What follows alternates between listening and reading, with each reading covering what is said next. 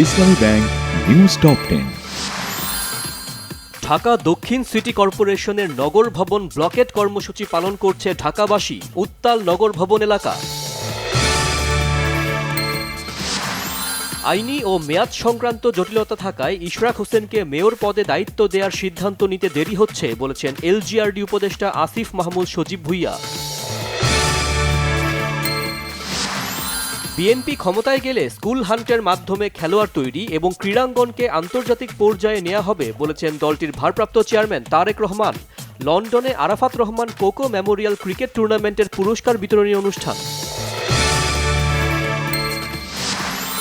আগের সরকারের চোরতন্ত্রে রাজনীতিবিদরা পালিয়েছেন, এখন ব্যবসায়ীরা চুপচাপ আর আমলারা বহাল তবিয়তে বলেছেন সেন্টার ফর পলিসি ডায়ালগ সিপিডির সম্মানিত ফেলো দেবপ্রিয় ভট্টাচার্য।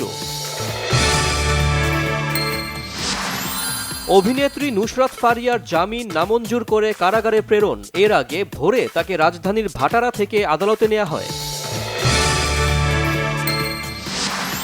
নুসরাত ফারিয়ার গ্রেফতার বিব্রতকর একটা ঘটনা হয়ে থাকলো বলেছেন সংস্কৃতি বিষয়ক উপদেষ্টা মোস্তফা সরোয়ার ফারুকী। আওয়ামীপন্থী ৬১ জন আইনজীবীর জামিন স্থগিতের আদেশ বহাল রেখেছে হাইকোর্ট। সেই সাথে ২ সপ্তাহের মধ্যে রুল নিষ্পত্তির নির্দেশও দিয়েছেন আপিল বিভাগ। যুক্তরাষ্ট্রের সাবেক প্রেসিডেন্ট জো বাইডেন ক্যান্সারে আক্রান্ত। প্রোস্টেট ক্যান্সারের একটি আক্রমণাত্মক রূপ ধরা পড়েছে তার শরীরে। গাজায় অন্যতম বৃহৎ স্থল অভিযান শুরু ইসরায়েলি বাহিনীর। রাতভর হামলায় নিহত অন্তত ১৫১ জন ফিলিস্তিনি।